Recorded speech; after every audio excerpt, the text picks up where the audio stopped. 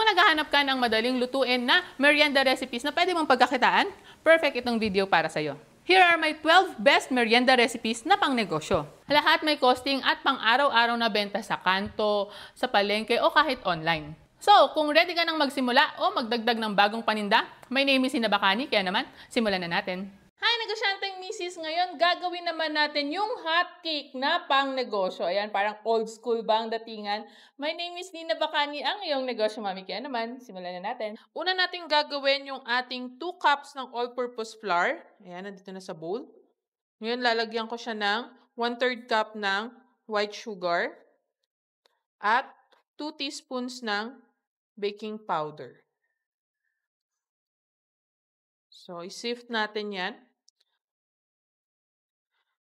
Bago ka sa channel ko, i-click mo na yung subscribe button sa baba at i-hit mo na rin yung notification bell para updated ka pa sa mga negosyo recipes natin. Yan. So, ito, ang daming buo-buo. Tapon na natin yan. Saluin lang natin siya. At mag-create tayo ng maliit na hole. Yan. Lagay natin yung ating 2 large eggs. Halo muna natin. 2 cups ng evaporated milk para mas creamy yung ating hot cake. Yan. So, any brand po ng evaporated milk ay okay naman. Kung ano yung favorite mong gamitin. Yan. Haluin lang muna natin siya. Hanggang sa mawala na yung lumps. Pwede kang gumamit ng hand mixer, o kaya whisk. Basta maging smooth yung kanyang texture.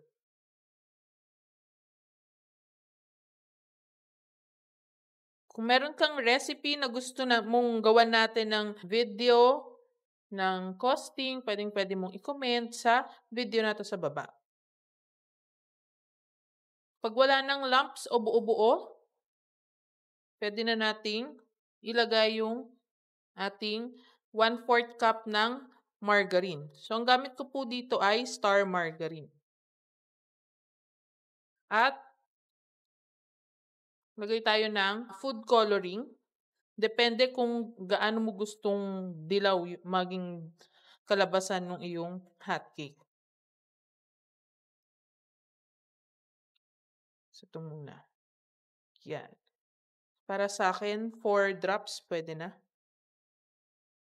Yan. So, i-leave muna natin ito or i-rest muna natin yung ating batter ng 10 to 15 minutes. Lab. Kuha na tayo ng dahon ng saging.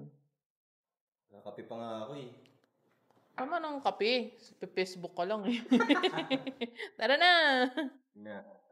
Tara. Saan? Yun. Yun. Tama yan? Kaya mo ba yan? Abutin. Bahala dyan. Ayun nga oh. Bata pa. Bata pa. Naku. Ito na lang, mababa. Alin? Ayun oh. Pwede na ba yan? Baby pa yan. Ito. Ayan. So guys, ganito po kumuha ng dahon ng saging. Hawakan mo muna, tapos putulin mo ganun, tapos uwi na tayo. I am the one, the way your son don't need. Salamat po sa tip. Yes, mag-subscribe kayo sa Joey Bacani at tuturuan ko pa kayo kung paano magtabas ng damo, kumuha ng dahon ng saging, magkuha ng dahon ng malunggay. Ayan, turo mo sa kanila ng Asan? malunggay. Ayan. NANI? お前はもう死んでいる。 Kinuha na ng mga kamag-anak namin eh. Pinunasan ko na ng tissue yung dahon ng saging natin. Ngayon naman, para mas maging maganda talaga siya at malinis. No? Yun. Painitan natin siya.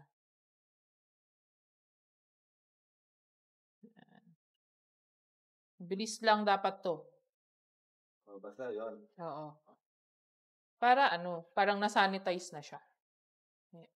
Okay, so nagpapainit ako ng aking pan at lalagyan ko siya ng mantika dito sa tissue. Okay. Dandahan lang kasi mainit. Ito yung ating butter na after 15 minutes, syempre hahaluin muna natin. Okay. So, maglalagay tayo 1/3 cup. Depende po sa laki na gusto mo. Pero ako, tatry kong 1/3 cup. Kasi saktong-sakto ito. So, medyo pa-flat natin ng konti. Hintayin lang natin siyang mag-bubbles. So, nag-bubbly-bubbly na siya. Tingnan natin. Yun. Yeah. Yan na. Ganda. Perfect. Pwede, pwede. At syempre, ito na. Last na to. Yan, ayaw pa niya magpakuha, oh. Yan. Yan, ang sarap. So, nakagawa ako ng 12 na hotcakes. Syempre, ang hotcake ay masarap kapag merong margarine at sugar. So, lalagay na tayo ngayon. So, depende sa'yo kung gaano kadami yung gusto mong ilagay. Ayun. Pero ako kasi, gusto ko sa hotcake ko ay madaming margarine. Ayun. Tapos, isasawsaw natin sa sugar. O, di ba? Chay! Ayan, sarap. Yan. Yan. At syempre, bibilog na natin siya dito. So, lalagay natin dito sa ating clamshell. So, ito yung gagawin kong packaging niya. So, depende ulit sa'yo kung anong packaging yung gusto mong paglagyan or gusto mo isa-isang benta. Ang puhunan ko dito ay 69 pesos kasi special yung ating hot cake. Ang tip ko lang po, no, pwede nating mapamura pa to kasi yung ginamit ko dito is evaporated milk. So, pwede kang gumamit ng water. 2 cups ng water yung gamitin mo. Tapos, pagdating naman sa margarine, ang gamit ko kasi is star margarine. Pero, pwede naman po tayong makabili sa palengke nung mga margarine kasi mas mura yung mabibili natin doon. Diba? Kaya, syempre, yung price natin is magdedepende sa ingredients na bibilihin natin. Ngayon, 69 pesos yung puhunan ko. Nakagawa ako ng 12 pieces. I-check mo na lang yung description dito sa baba para sa breakdown ng ingredients natin, costing, at syempre para dun sa timestamps natin. Ang bentahan natin nito ay magre-range ng 30 to 35 pesos. Again, depende po yan sa ingredients na mabibili mo. Pwede ka namang bumili ng mga mas mura. Pwede nating mas cheaper yung ingredients natin, di ba? Para mas cheaper o mas malaki yung kita natin. So, eitherwise, pwede yun. So, ang tubo or kita natin para sa 4 na set na magagawa natin ito is magre-range ng 51 pesos to 71 pesos. So, dito pa lang to napaka-bilis gawin, napakamura ng ating mga ingredients. What more kung mas marami pa yung magagawa mo. Kaya naman, kung naging helpful sa itong video na to, i-check mo din yung pancake recipe na video dito. At syempre, give me a thumbs up, subscribe, at i-hit mo na yung notification bell para updated ka pa sa mga negosyo recipes natin. Today, gagawa tayo ng masarap na pichi-pichi na pang negosyo. Kaya naman, simulan na natin. So ngayon, maggagayat muna tayo ng ating kamoteng kahoy. Hindi siya ganun kalaki at hindi naman ganun kaliit talaga, no? Ngayon, lilinisan natin to tapos babalatan. So pag nabalatan na natin yan, ito na yung kanyang kalalabasan. Optional, ang mga gagamitin mo pwedeng cheese grater, pwedeng food processor, pwede rin naman na blender, pero syempre magkakaiba kasi ng texture yon. Gusto mo nang medyo visible yung iyong cassava or kamoteng kahoy, cheese grater, ganito yung kanyang kalalabasan. Ito po ay galing sa food processor. Mas finer pa kapag blender yung gamit mo. Ayan. So ito is 1.5 kilo nung may balat pa. So grate lang natin yan. Pagtapos natin i-grate, hindi ko na siya pipigaan. Kasi ayoko yung aking pichi-pichi na maging dry tsaka matigas. Ayan yung katas niya. Ito yung magsisilbing dagdag water natin para ma-moist pa rin yung ating pichi-pichi. Ilalagay ko naman yung 2 cups ng white sugar. Pwede kang gumamit ng light sugar. Pwede mo ring bawasan ito. Depende sa preference ng tamis mo. Pero para sa akin, yung 2 cups is saktong-sakto para sa preference ng tamis ko. So, haluin lang natin to. So may mga nagsasabi na baka mamaya kapag hindi ko daw pinigaan yung kamoteng kahoy, nakakalason. So may mga kamoteng kahoy na nakakalason na, yung mga malalaki, yung sobrang lalaki na talaga na kamoteng kahoy, huwag kayong bibili nun. Kasi yun, nakakalason na daw talaga yun. At yung mga ligaw. Hindi ko alam kung paano mo sasabihin pag bumili ka sa palengke, ligaw po ba yung kamoteng kahoy mo? Basta, ang gawin mo na lang para safe, ang bilhin mong kamoteng kahoy, yung maninipis lang, yung medyo maliliit lang na ganyan. So, pag hinalo mo yung sugar dito, medyo magtutubig na nga siya ng konti, di ba?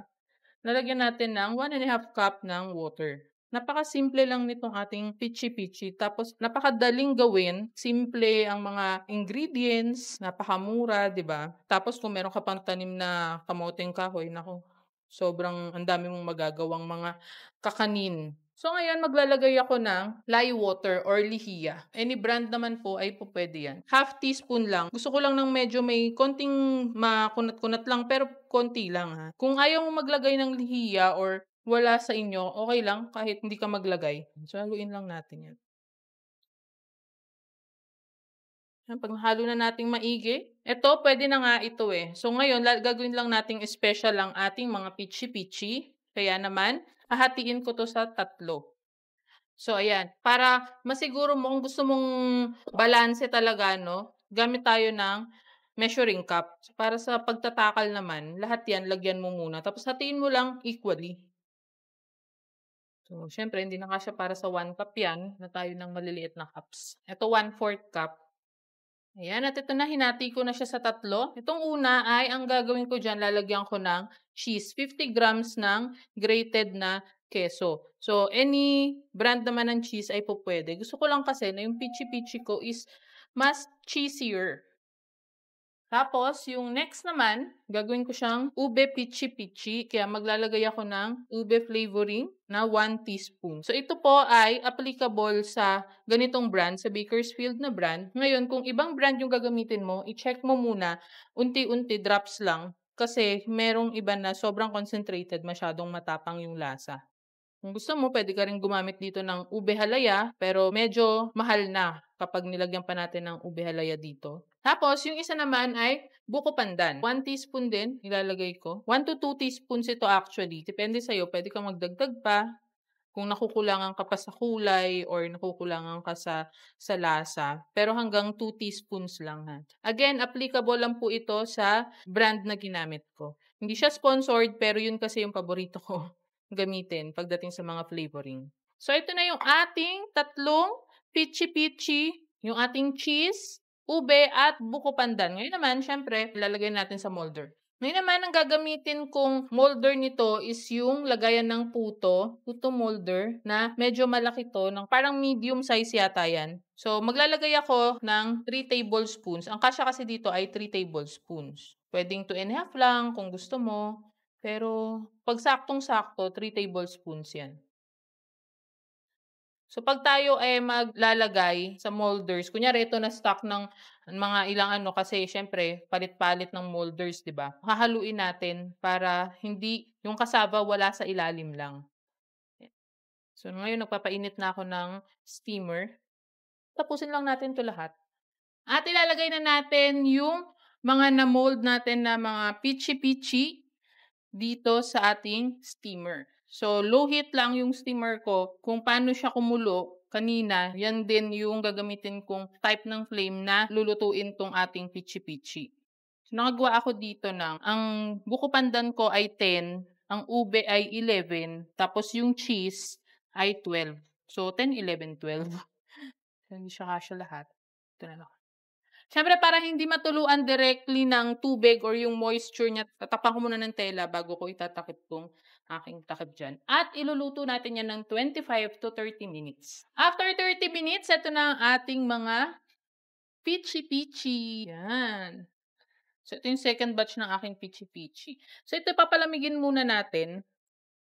Ganda, mga ube. So, dito meron na akong mga naipalamig na mga pichi-pichi. Ito yung unang batch na ginawa. Ngayon naman, syempre, gagawin ko, lalagay ko na siya dito sa nyog. No? So, dapat yung nyog na mabibili mo ay parang yung sa palitaw, di ba? Hindi kaskas na kaskas talaga. Yan. So, yun yung. Yan. Itong ating cheese para cheesier. So, dito naman natin siya ilalagay sa cheese. Yes. Sarap.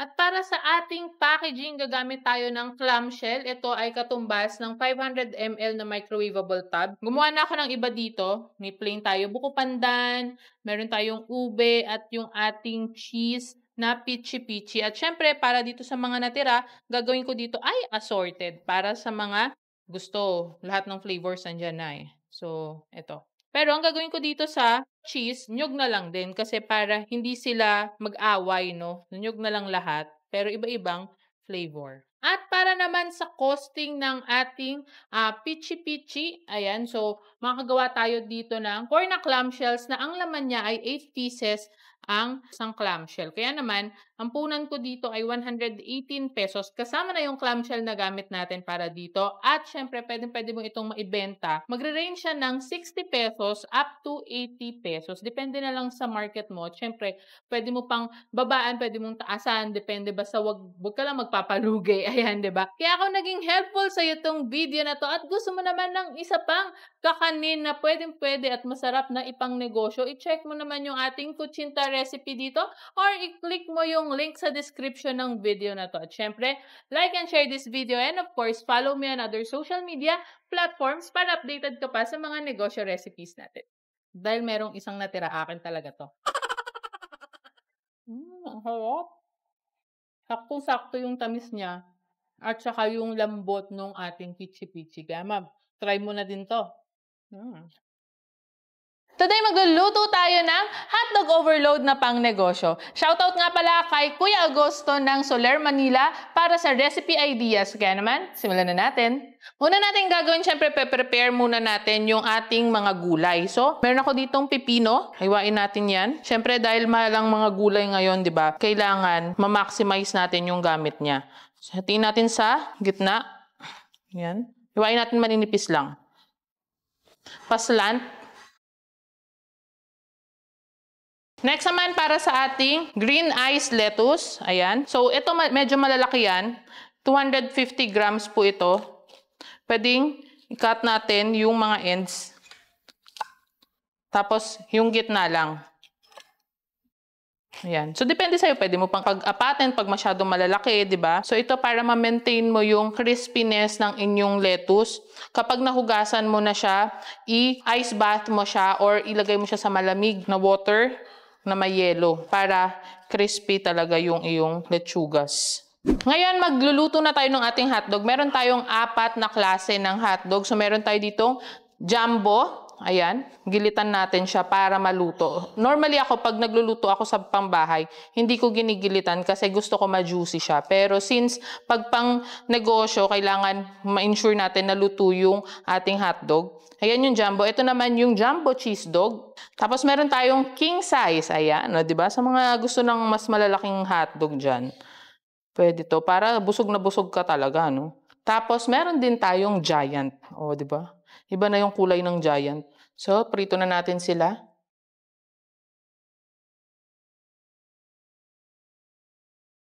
So, depende naman sa kung ano yung gusto ng customer mo, pero mas maganda kapag ikaw ay magpiprito, hindi mo muna tatanggalin sa plastic, no, yung ipiprepare na nakatanggal. So, lutuin lang natin. Siyempre, meron tayo ditong hotdog buns. Ito ay ang isang pack, 6 na piraso ang laman. Ito na yung ating lettuce. Depende kasi sa laki ng iyong buns, no, tsaka lechugas. Kaya ito, hinati na natin kanina, hatiin pa ulit natin ngayon. Next na ilalagay natin yung ating mga pipino. Sa pipino naman, mga 3 hanggang 4 na piraso lang naman ang kasya dito, no? Ayan. Okay, tapos ilalagay na natin yung ating mga hotdog. Siyempre, sabi ko nga kanina, 3 klase yung ating hotdog. Meron tayong jumbo, meron tayong jumbo cheese dog, meron din tayong king size hotdog, at yung ating giant. Ayan. Siyempre, kailangan yan, merong mayo and ketchup. Pero yung ibang mga customers natin, ayaw nila ng mayo ketchup, 'di ba? So tatanong mo palagi kung lalagyan ng mga mayo ketchup o lalagyan ng mga gulay, ganyan. But wait, there's more. Siyempre, mas special at overload talaga ang gagawin natin dahil lalagyan natin siya ng cheese. Itong cheese na to, 82.50 lang yung 450 grams. So, mas mura rin talaga siya. At ito na ang ating hotdog overloads. Yeah. Siyempre, titikman ko yan.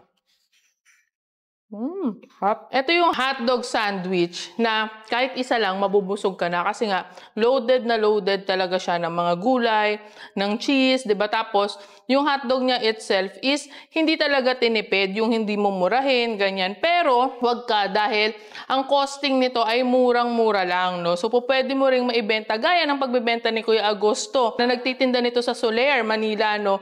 So ang benta niya dito para sa Jumbo ay 35 pesos pero ang costing nun ay 25 pesos lang. Kasama na tong mga gulay natin, ganyan. So, para naman sa Jumbo Cheese Dog, ang bentahan niya ay 40 pesos. Ang puhunan niya naman doon, or puhunan ko ha, kasi hindi ko alam kung magkano yung bili niya, no? Pero ang puhunan ko naman dito ay 28 pesos lang. Sa king size naman, ang bentahan niya ay 47 pesos. Ang puhunan naman dito ay 31 pesos. Sa Giant, ang bentahan dito ay 60 pesos. Diba? Ang laki-laki na nito. Pero ang puhunan lang ay 40 pesos. So, dun pa lang, kahit barya-barya yung tubo mo per isang set or isang serving, ay makabenta ka ng isang pack, tutubo ka na agad ng 602 pesos. O, diba? 602 pesos. What more, siya ay everyday 225 pieces or 200 pieces. So more or less 3,000 pesos ang tubo mo sa isang araw ha. At para naman sa mga ginamit ko na mga panghiwa, like itong maliit natin, paring knife, meron din tayong bread knife, 'di ba? Tapos yung kanina pinanghiwa ko ng pipino. Ayan. So isang set po ito, 6 na piraso ang laman. Pwede mong mabili sa link dito sa description o kaya naman dito sa comment section. And i-click mo na yan. Kung naging helpful sa itong video na to at gusto mo pa ng isa na namang hotdog recipe, pwede mong i-check yung ating footlong recipe na pang negosyo dyan. Hindi lang isa, kundi 3 flavors yan. O kaya naman i-click mo yung link sa description ng video na to. Like and share this video and follow me on other social media platforms para updated ka pa sa mga negosyo recipes natin. Today, magluluto tayo ng kutsinta na pang negosyo in 3 ways. Kaya naman, simulan na natin. Una nating gagawin ng ating original kutsinta. Pero syempre with a twist yan. Abangan mo mamaya. Kaya naman meron ako ditong half cup ng tapioca starch or cassava starch. Ayan, may bibili po yan sa mga palengke or supermarket baking supplies. Next, half cup ng all-purpose flour. 3/4 cup ng brown sugar. Mas maganda kung mas brown. Yung itim na itim talaga siya. Para yung ating kutsinta is konti na lang yung idadagdag natin para ma-achieve natin yung parang orange or brown na color. Haluin muna natin yan. Whisk ko na para madali. Okay, ngayon naman lalagyan ko siya ng 1 1/4 cup ng water. Ihahalo ko na yung ating lye water or lihiya. Ayan, para alam mo yung maganit yung kutsinta, 'di ba? Yun yung nagiging ng lihiya. Tapos, meron akong 1 tablespoon ng atsuete plus 2 tablespoon or 1/8 cup ng hot water. Binabad ko na yan kanina. Yun lang natin. So, depende sa'yo. Pwede kang gumamit ng atsuete powder or pwede ka rin gumamit ng coloring dito. Kung feeling mo kulang pang kulay ng iyong kutsinta, ayan, pwede mong dagdagan ng atsuete powder. Wag na yung atsuete seeds na may hot water kasi dadami na yung tubig ng iyong kutsinta. Pwede mag-drop ka ng konting red coloring. Depende yan sa'yo, optional yan ha. Yan. Para medyo ma-dark yung ating kutsinta ng konti. Mamula-mula na ma-brown-brown. Okay? Yan na siya. Ngayon naman, dito sa ating malinis na bowl, strain natin yung mga bubbles niya.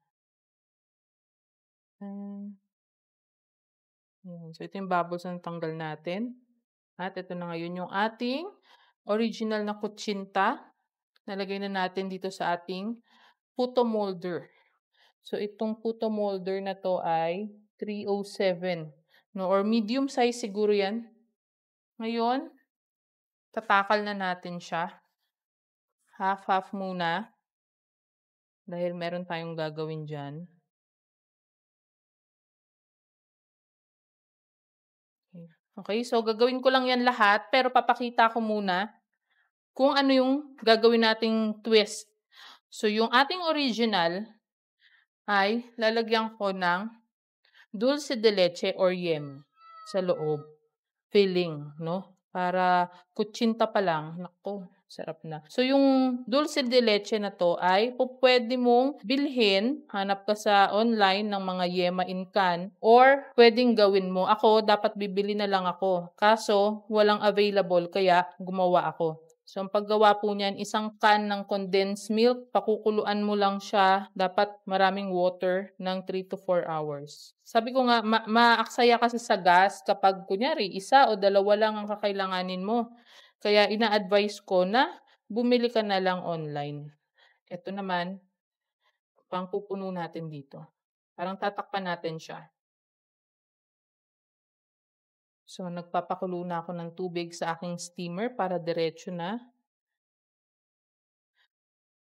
Ngayon, isasalang na natin yung ating kutsinta. Ayan. So, yung tubig ko, nakita mo hindi kulong-kulo. Kung ano yung level nung apoy niya na pinapakuluan mo siya, medium heat lang. Ganun din kapag nilagay mo na yung iyong kutsinta. At ibalot mo yung takip ng pwedeng katsa, pwedeng cheesecloth, or any cloth na malinis para hindi mag-drip yung mga moist nung pag nag-i-steam ka, hindi mag-drip dun sa kutsinta. So, lutuin natin to ng 15 to 18 minutes.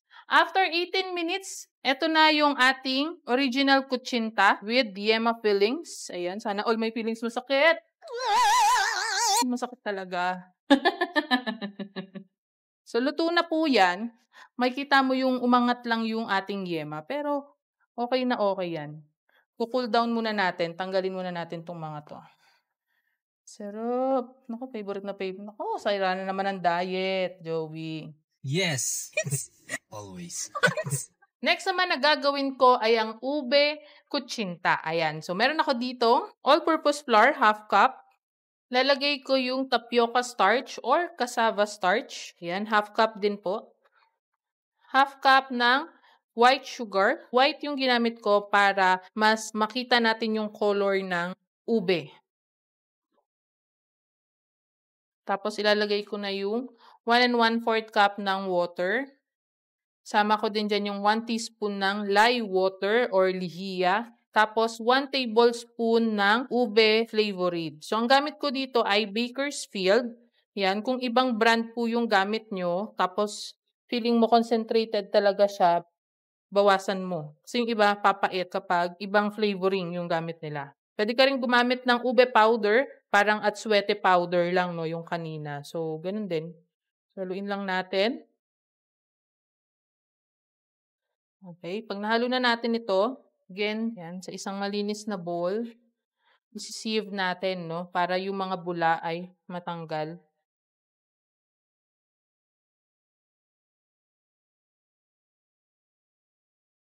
Okay, so nabawasan na. Okay, at ngayon, ready na ulit tayong maglagay. Take note, kapag tayo maglalagay dito sa ating mga puto molders, kailangan i-grease muna natin ng konting oil or baking spray. Sa baking spray, para mabilis, madali. Pero kung wala, pwede mo siyang i-grease ng ano na lang, mantika. So again, kagaya ng ginawa kanina sa ating original, half muna. Dahil lalagyan ko siya ng ube halaya. Kahit mga half teaspoon. Para talagang damang-dama mo yung ube, di ba?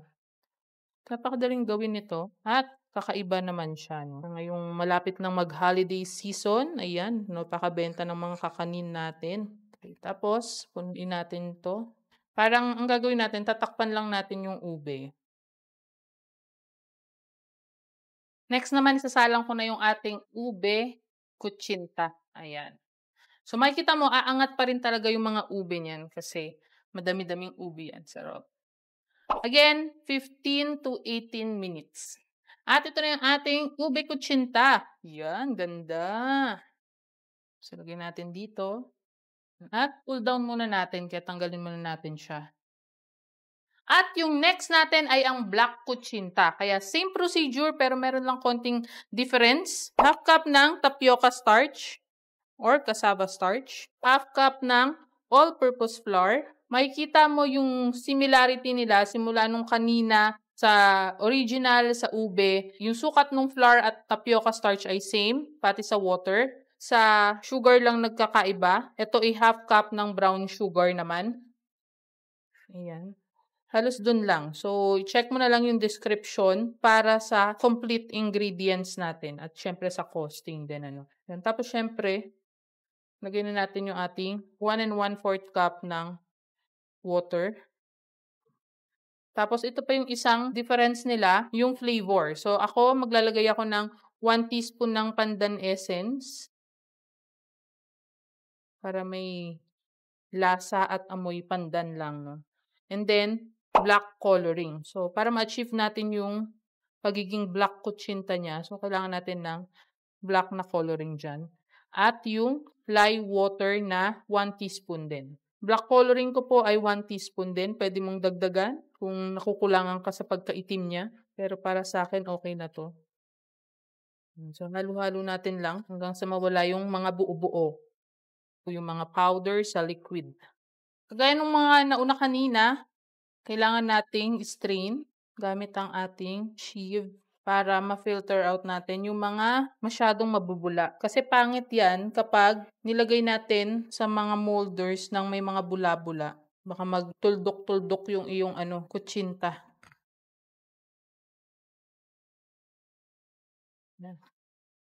Dito naman is plain lang. Wala na tayong iba pang i-feeling dito. Manhid na siya. Kaya nangitim na. Joke. So, plain lang yan. At isasalang na din natin yung ating black kuchinta. So, again, 15 to 18 minutes. Habang niluluto natin yung ating black kuchinta, yung ating black kuchinta, ayan, ngayon naman gagawin natin yung budbod. So, ito is half cup ng desiccated coconut or yung sapal to, di ba? Ng nyog. So, iro-roast lang natin to. Careful lang na wag nating sunuging maigi kasi mapait. Kailangan golden brown lang siya pero hindi sunog. So, ito na yung ating roasted na desiccated coconut or mas kilala sa tawag na budbod. So, ngayon, lalagyan natin siya ng 1/4 cup ng white sugar para hindi nakakaumay. So, kailangan may sugar.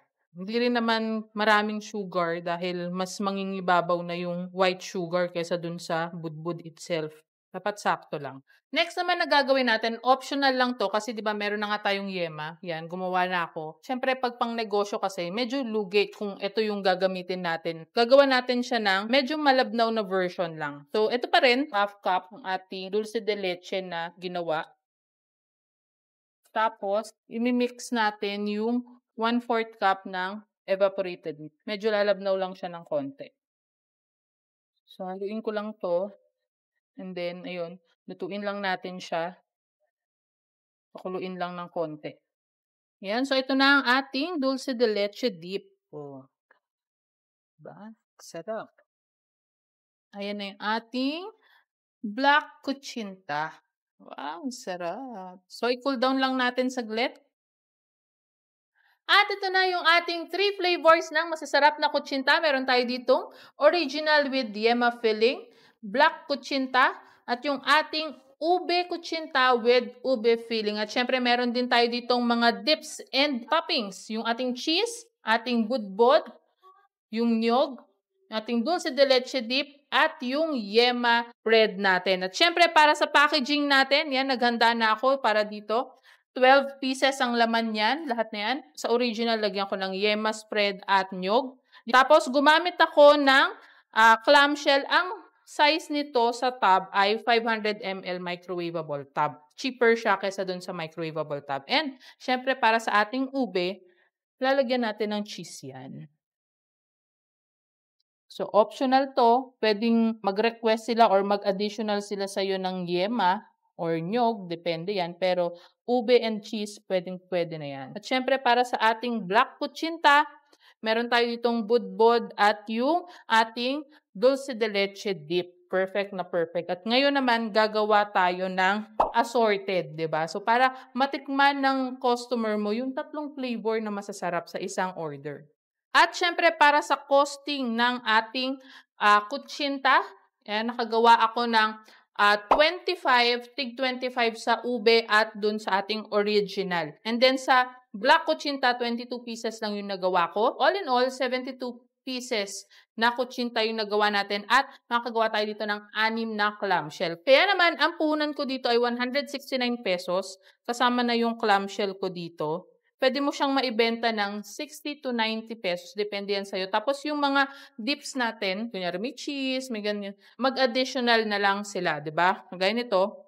Ito, nakaset na to, 60 to 90 pesos, ganyan. Tapos, pag gusto pa nila ng nyog, yan, so, pwedeng mag-additional na lang sila. So, ganun lang. Siyempre, ang tubo or kita natin dito ay magre-range ng 191 pesos up to 371 pesos. Kaya naman, sulit na sulit talaga to pang negosyo. At siyempre, kung naging helpful sa itong video na to at gusto mo naman ng isa pang masarap na kakanin, pwede mong i-check yung ating puto plan recipe na pang negosyo dito. Or, i-click mo yung link dito sa description ng video na to. Ayan. At siyempre, like and share this video. And of course, follow me on other social media platforms para updated ka pa sa mga negosyo recipes natin.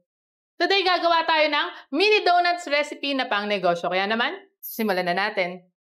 Unahin natin gawin yung ating batter. Kaya naman, sa isang bowl, mag-mix ako ng 2 cups ng all-purpose flour, 2 tablespoons or 1/8 cup ng ating baking powder. Yan, mix ko muna. Lagay ko na din dito yung half cup ng sugar. Mix, mix, mix. Tapos, para naman sa ating wet ingredients, nalagay ko yung 3 medium-sized eggs, 1 tablespoon ng vanilla. Halo muna natin. Tapos, unti-unti ko ilalagay yung half cup ng vegetable oil. Kung ayaw mo maglagay ng vegetable oil or kahit anong oil, pwede kang gumamit ng margarine or butter. Tapos, unti-unti ko din ilalagay yung half cup ng milk. Haluin lang natin hanggang sa ma-fully combine siya, wala ng lumps or buo-buo. At kapag smooth na yung ating batter, ayan, ngayon naman, tatransfer natin. Depende, pwede naman sa piping bag lang or kapag meron kang spare na ganitong bottle. Mas malaki dito, kung mas marami kang gagawin, mas maganda para hindi ka transfer ng transfer. Tapos meron ako ditong mini donut maker, mainit. Naka-preheat na siya. So, brush lang natin ng mantika, konti lang. Tapos, salin na natin. Yan. Mas madali kasi kung naka-ready na yung ganito mo. Hindi na yung salin-salin ng kutsara or ng sandok. Pwede rin to sa mga kids, ha. Kung gusto mong turuan sila na maging entrepreneur, kahit na mga bata pa, naku, pwede to. Mag-e-enjoy sila dito. Tapos, takpan natin. At hintayin lang natin mga 2 to 3 minutes bago baliktarin. Yan. So, after 2 minutes, ito na yung ating mini donuts. Ang cute-cute niya, oh. Ikutin lang natin siya para maluto lang din yung sa taas. Kahit na medyo luto naman na yung taas, pero syempre para sure lang din. Yan. Another minute lang. So after 1 minute, ito na yung ating mini donuts. Yan. So lutuin lang natin yung iba pa.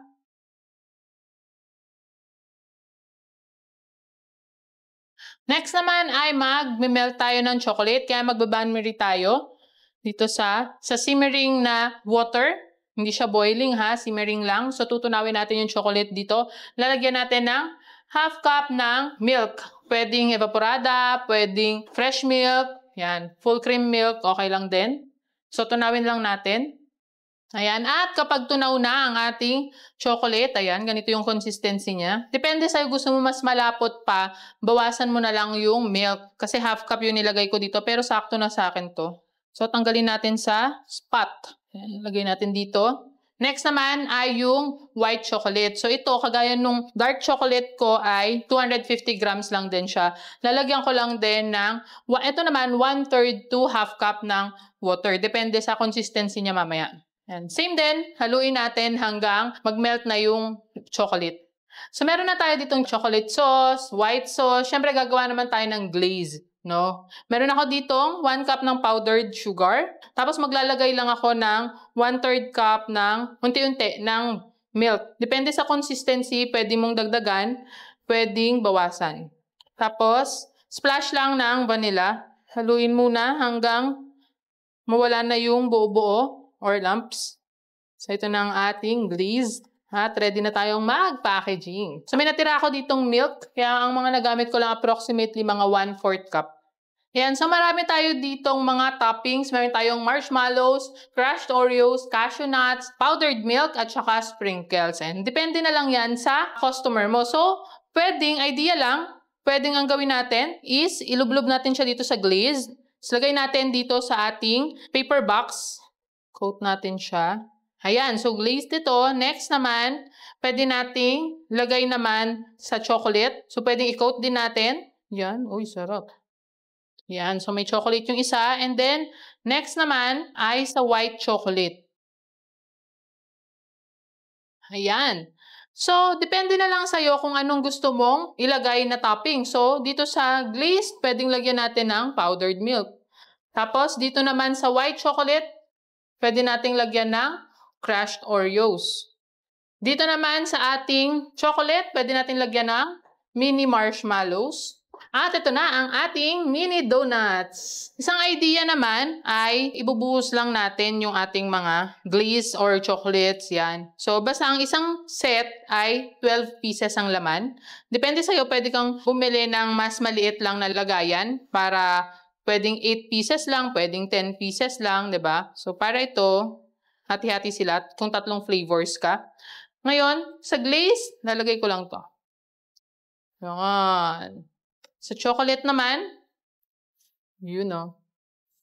Sa white chocolate naman, di kasi masyadong nagkakalayo yung kulay ng glaze tsaka white chocolate. Kaya kailangan kung meron kang dark, nasa gitna talaga siya. Tapos sa toppings naman, pwedeng cashew nuts sa chocolate, pwedeng sprinkles naman sa white chocolate. Tapos yung glaze, pwedeng ganyan na lang din kasi may iba, gaya ng mga anak ko, mas prefer nila yung glazed or original lang pag sa donut. Ayan. So kaya naman, ang puhunan ko dyan sa mga nagamit ko ay 181 pesos. Nakagawa ako ng 53 pieces ng donuts. Kung tigto 12 yan, alanganin sa 5 kasi 60 dapat pag 5. So, 4 na balot lang or 4 na set lang yung mabibenta ko. The rest, kakainin na lang.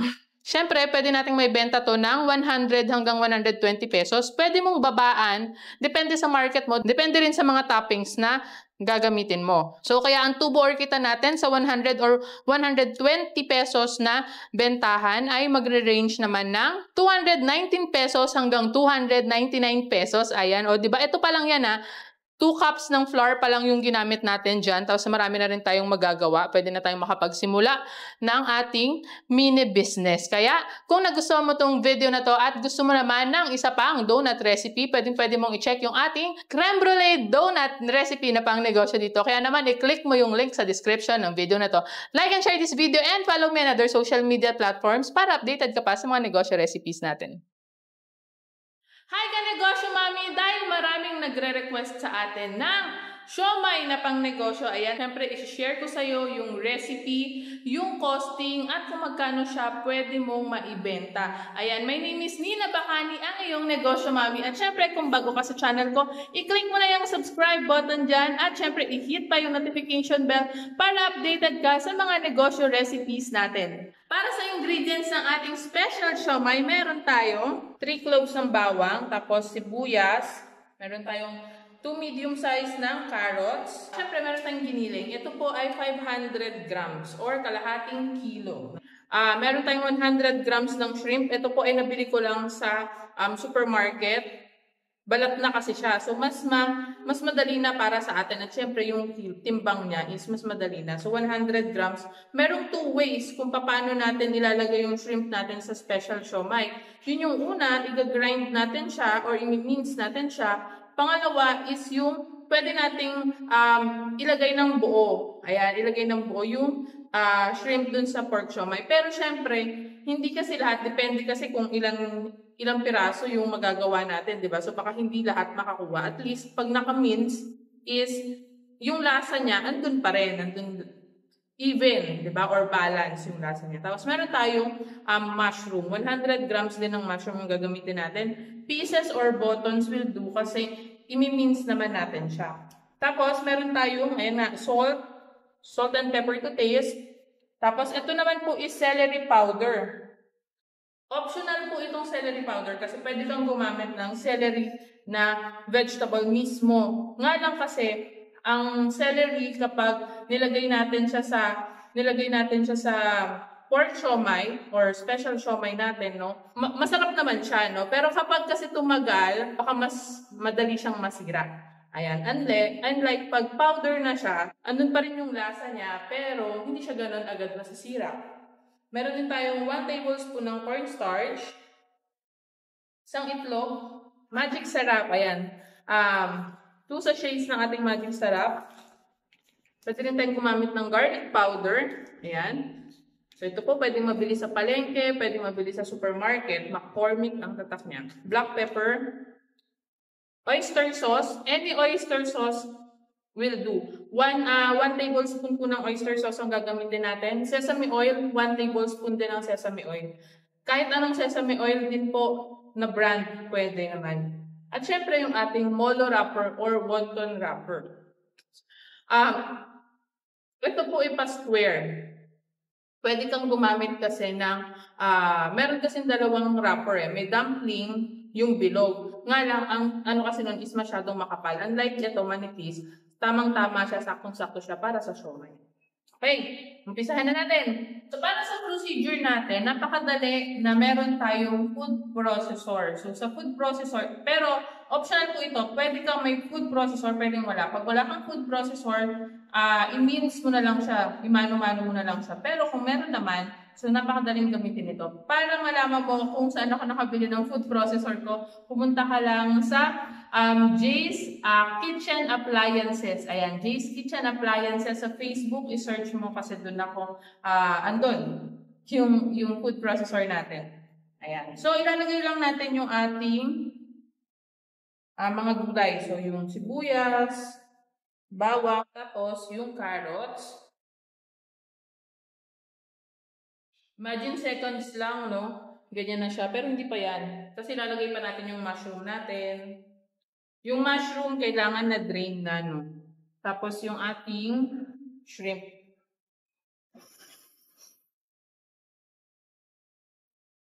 Kailangan mince siya masyado or kaya haluin natin siya, tutulungan natin haluin.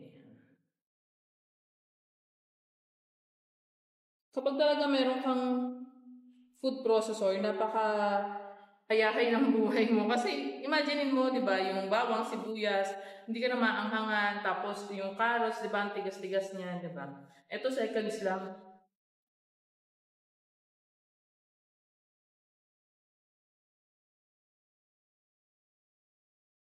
Ayan. So, ito na siya. Mince na. Ayan. So, ngayon, paghahaluin naman natin sila, transfer na natin. Lalagay muna natin yung ating pork, giniling. Yan. Let me know kung meron kang recipe na gusto mong i-request na gawin natin or i-video natin kasama. Siyempre yung posting. Comment mo lang dito sa baba ng video na to.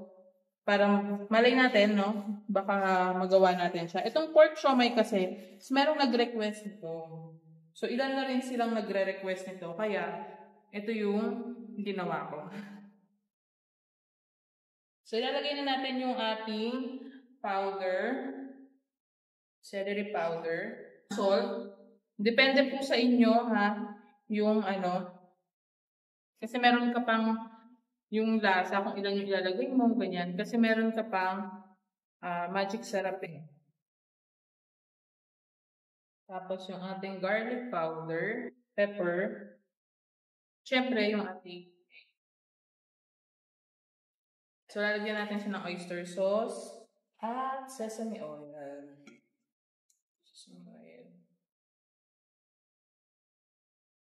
So lalagyan na natin yung ating cornstarch. Yan. Tapos, haluin natin siya hanggang sa mag-even na yung kanyang texture dito. Pag nahalo na sila lahat, tatakpan muna natin siya ng 30 minutes para mas lalong manuot yung lasa, mas lalong kumapit. Bago natin ito i-roll. Kung meron kang cloth or ganito, ito ay cling wrap. Nabibili ito sa palengke. 'Di ba? O kaya, yung ganito kalaki na bibili sa palengke. Pero may mga cling wrap sa mga supermarket. Nga lang sobrang mamahal naman. Kung pang maramihan, pwede na to. At habang hinihintay natin yung mixture natin itong siomai, no, na para mag-sink yung lasa, alam mo yun, lasang lasa talaga. Papakulo muna natin yung tubig para sa ating steamer. Ayan. Plain na tubig lang. Tapos, yung ating steamer, magbabrush tayo ng oil. So, huwag masyadong madami. Pareho. Mag-brush lang natin dito sa steamer natin para hindi dumikit yung siomai mamaya. So, pwede na ang ating siomai. Try na natin. Isa natin siya. Pagkatapos ng 30 minutes, tanggalin na natin. Wala naman tayo i-expect masyado dito. Kundi, pinag-sink lang natin yung lata para ma-incorporate lang yung lata niya. Di ba pag nakababad nga, doon umano yung lasa. So, para makita mo na agad kung ilan yung magagawa mo na siomai, ayan, pwede na natin siyang bilugin muna. So, half lang ng tablespoon. Ayan. So, half ng tablespoon, i-roll mo lang muna, lagay mo dyan. Ayan.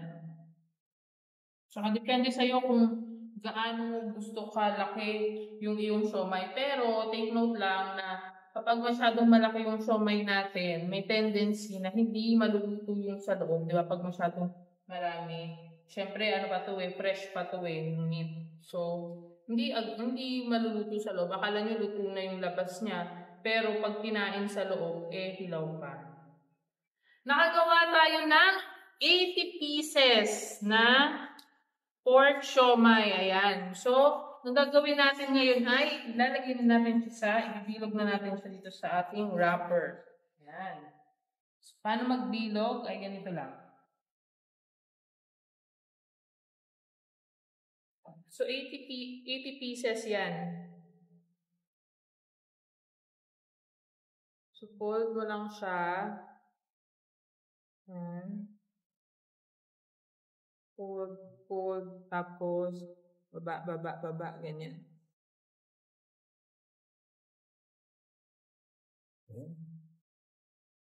Okay. Lagyan na natin ito dito. Nakagawa na kami ng siomai. Ayan, nakapag-wrap na kami dyan. At syempre, tinatapos na lang namin yung iba. So, share ko lang. Baka mas madali para sa iyo itong ganitong pagbabalot. So, ilalagay mo yung wrapper dito, yung sa gitna, yung giniling, tapos titiklop mo siya yung 4 sides niya. Ayan.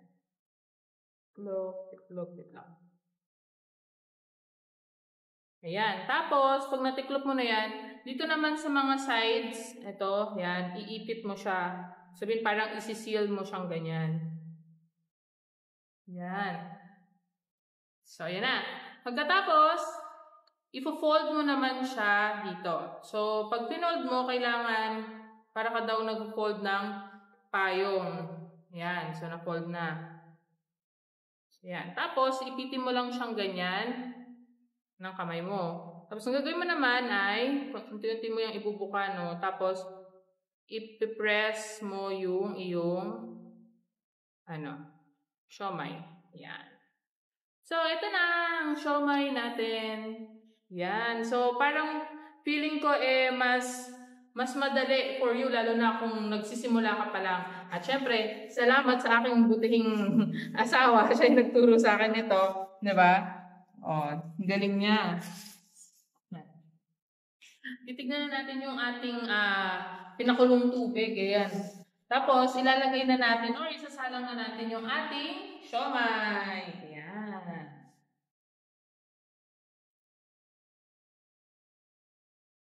Isasalang natin siya for 15 to 20 minutes. Ngayon, ilalagay naman natin siya sa microwavable tub. Ito ay 250 ml na round. So, nabibili ito, pwede itong mabili sa palengke, plastic centers, yan, o kaya sa mga supermarket. Pero syempre, pag sa supermarket mo siya binili, mas mahal. Kung meron kang nakikitang mga mura na, yung mga parang supermarket din, pero mga mura-mura, ganyan, di ba, mas cheaper. Pwede ka dun bumili. Hanapin mo lang to. Ang laman ng isang pack natin isang set natin ay 8 pieces. Kapag hindi mo pa lulutuin or wala ka pang pa-order, gusto mo lang magluto ng marami, kunyari, para mas makamura, di ba? Normally tayo kasi, para mas nagmumura yung costing natin, dinadamihan natin yung gawa natin. Siyempre, saka yung pagod, di ba? Para isahan na lang. So, pwede mo siyang ilagay sa freezer, and then, kapag may order ka na, i-steam mo na lang siya, ganyan. Tapos, yung customer mo, pwede mo ring payuhan or i-recommend na kung gusto nila ng mainit, di ba? Kasi masarap ang siomai pag mainit. Kung gusto nila ng mainit, pwede nilang i-steam din or isapaw sa kanin, di ba? Yung parang ganun. Since 80 pieces yung nagawa ko kanina, di ba? Tapos 8 pieces yung nilagay ko per set. Ayan. So, makakagawa ko ng 10.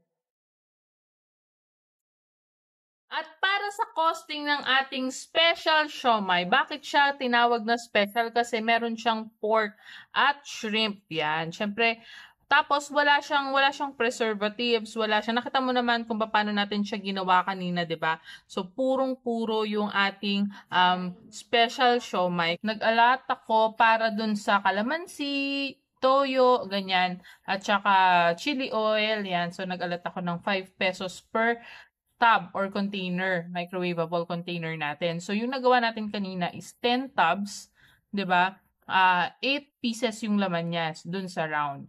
Yan, yung costing or puhunan natin dyan sa ingredients na nagamit natin kanina ay 336 pesos. Ayan, 336 pesos. Pwede mo siyang mabenta kasi hindi nga siya ordinary na siomai, no? Dahil yun nga, based naman dun sa mga ingredients natin. At syempre, depende sa market mo, pero ito yung bentahan niya. Nag-range siya ng 130 up to 140 pesos yung 8 pieces yung naka-microwavable tub. So, pwede mo yung mabenta. Pagpalagyan na lang natin ng 130 pesos, ayan, times 10 yung nagawa natin kanina, equals 1,300 pesos. At syempre, ililess natin yung ingredients na mga binili natin kanina.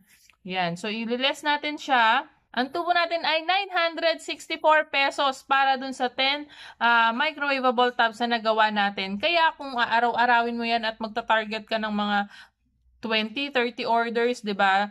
Tapos syempre kapag may mga bibili sa'yo ng maramihan, makakapag-discount ka pa. Bakit? Kasi medyo may buffer tayo dun sa price natin. Dun naman natin yan hinahanda eh. Kaya yung costing natin, 'di ba? Medyo mataas syempre sa lasa, 'di ba? Sa presentation, sa packaging, sa confidence mo rin naman, 'di ba? Sa confidence mo, syempre sa market mo.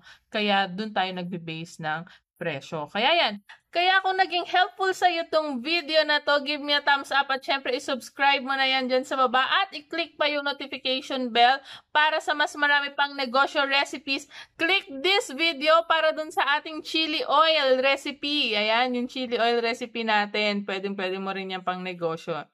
Today magluluto tayo ng karyoka na pang negosyo. Kaya naman, simulan na natin. Una natin gagawin ay maghahalo tayo ng mga dry ingredients natin. Kaya dito sa isang bowl, meron ako ditong 500 grams ng glutinous rice flour or yung malagkit na bigas. Lalagyan ko ng 4 and 1/2 tablespoon or 1/4 cup plus half tablespoon ng all-purpose flour. Meron ako ditong prepare na 2 cups ng water. Lalagay natin unti-unti dito hanggang sa mag-form yung ating dough. So, dapat ang consistency nito ay hindi ganun kalambot, hindi rin naman ganun katigas kasi pangit naman yung matigas na karyoka din, di ba? Lagay ko na rin 1 teaspoon ng vanilla. Optional po yan.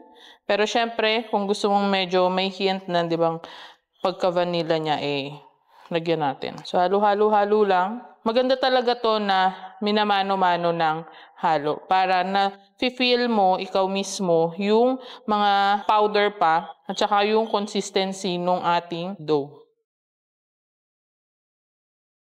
So, okay na yung aking dough. Hindi na ako nagdagdag pa ng water. So, wala nang natirang dough dyan. Ngayon naman, maghanda tayo ng ating paglalagyan. So, pwede naman tray, pwede namang mat. Diba? Basta malinis. So, ngayon, mag-mold na tayo. Ang gamit ko ay half tablespoon para ito yung pang-mold natin. Para pantay-pantay. So, bibilugin ko lang yan. Tapos, pa-flat ko ng konti. Yan. And then, tutusukin ko gamit yung barbecue stick. So, ilagay natin dito. So, bakit natin kailangan tusukin ng barbecue stick? Para po maganda yung pagkabilog niya at the same time, hindi siya yung pagpumutok as in talagang, kasi diba yung air mapupunta dito sa loob. Ngayon, pag wala siya mapaglabasan, puputok siya. Ang tendency, magiging pangit yung kalalabasan ng pagkabilog niyan. Okay. So, nagpapainit na rin ako dito ng kawali. So, shallow fry lang natin. Konting mantika lang. Habang tinatapos natin to. At itetest natin kung mainit na yung ating kawali. Ayan, pag bumubula-bula na dito. Pwede na nating ilagay yung mga nagawa nating first batch ng nagawa nating karyoka. Shallow fry lang. Ibig sabihin, hindi siya yung punong-puno ng mantika, no, or naka-deep fry. So, merong part dito ng karyoka natin na hindi nalalagyan ng mantika. Tapos ito, dapat meron kang kahit papano may ample space ka pa kasi lumalaki pa siya ng konti. Tapos pag hindi pa totally masyadong na-touch ng mantika, dumidikit yan sa isa't isa. Parang gusto nilang maging close talaga. Medyo i-light brown natin lang itong ating mga karyoka. Ayan, at kapag nag-brown-brown na siya, light brown, golden brown, okay lang naman. So, ahunin na natin. So, huwag kayong mangamba kung umiimpis yung inyong naunang nalutong karyoka, no? Kasi wala pa naman siyang timpla. Okay lang yan. Ngayon naman para sa ating sugar glaze, lalagay ko yung 2 cups ng light brown sugar. Tapos lalagyan ko siya ng half cup ng water. Hayaan ko lang yan na ma-dissolve yung sugar dito sa ating water. So ang heat natin dito, low to medium lang para hindi masunog yung ating asukal. Ayan, at kapag unti-unti nang nadidissolve yung sugar sa water, ilalagay na natin yung ating mga karyoka balls. So pwede na to silang sabay-sabay. Hindi na yan dyan magdidikit. Tapos, haluin natin. Ito yung time na hindi na natin papatiran ng halo. So, halu-haluin lang natin to hanggang sa nagkaramelize pa yung ating sugar. So, ngayon nagkakaramelize na yung ating sugar dito sa ating karyoka, yung sa mga balls natin. Ngayon, ang hinihintay naman natin dito na ma-achieve ay mag-crystallize naman yung mga sugar. So, parang magic, no? Galing. So, ito na yung ating karyoka. Ayan, nakita nyo naman kailangan lang nating halu-haluin ito para ma-achieve natin yung lahat naka-coat. Makikita mo lahat naka-coat dito tapos maganda yung pagkakalagay ng asukal niya. Patayin ko na yung apoy kasi na-achieve na natin yan. Ngayon naman, syempre, ito ay pwede mo nang idiretso sa stick. Ready na pambenta. So, meron ako ditong barbecue stick. Depende naman sa'yo kung gaano kahaba yung iyong stick, no? Tapos, normally, sa isang stick ay 3 piraso ang laman. Yun. Pwedeng pahaba pa, yung mga ganun. Ayan. So, itong nagawa ko ay sa kalahating kilo ng glutinous flour, makakagawa tayo dito ng 86 pieces ng karyoka. Pero kung tigta 3 piraso sa isang stick, makakagawa lang tayo ng 28 sticks nito. Kaya naman ang puhunan ko lang dito, hindi ka maniniwala, dahil less than 100 pesos lang. 98 pesos. Ni-round off ko na, 98 pesos lang yung puhunan ko kasama na yung stick dito sa nagawa kong kalahating kilo ng glutinous flour. Ngayon, kung sabi ko nga, 28 sticks ang magagawa mo dito, pwede mo siyang maibenta ang bentahan talaga sa labas nito, yung mga naglalako ay 12 pesos. Pero pwede mo ibenta ng 10 to 12 pesos din ito. Kaya naman, para sa tubo o kita, dito pa lang sa kalahating kilo ng glutinous flour, ay pwede nang mag-range ng 182 pesos hanggang 238 pesos. O, diba? Sobrang dali lang gawin at sobrang mura lang. Kung naghahanap ka ng mga less than 100 pesos na puhunan, pwede nang ito yung gawin mo. Kaya naman, kung naging helpful sa itong video na to at gusto mo rin ng isa pang kakanin na pwede mong maibenta using glutinous flour, pwede mong i-check yung ating banana buchi na recipe dito. O kaya naman, i-click mo yung link sa description ng video na to. Like and share this video and follow me on other social media platforms para updated ka pa sa mga negosyo recipes natin. Today, gagawa tayo ng palitaw na pangnegosyo in 3 ways. Kaya naman, simulan natin. So, meron ako ditong 1 pack ng glutinous rice flour. So, yung 1 pack niyan, 500 grams or kalahating kilo. Pero nagtira ako ng 1 cup. Yan, set aside lang natin para mamaya ay meron tayong pandagdag-dagdag. Ngayon, maglalagay ako ang prepare ko dito ay 2 cups ng water, pero uunti-untiin ko lang. Depende yan sa magiging texture ng ating palitaw. So, gagamit ako ng gloves. So, kaya pwedeng maghugas ka ng kamay. Kailangan malinis yung kamay mo, di ba? So, ang texture ng palitaw natin, dapat hindi siya ganun katigas kasi magiging matigas naman yung ating palitaw. Hindi rin siya ganun kalambot kasi baka maghiwa-hiwalay pag niluto mo na. Kanin lang natin. Kailangan mag-form siya ng parang dough. Yan, ito na yung ang tawag dito ay galapong. Ayan.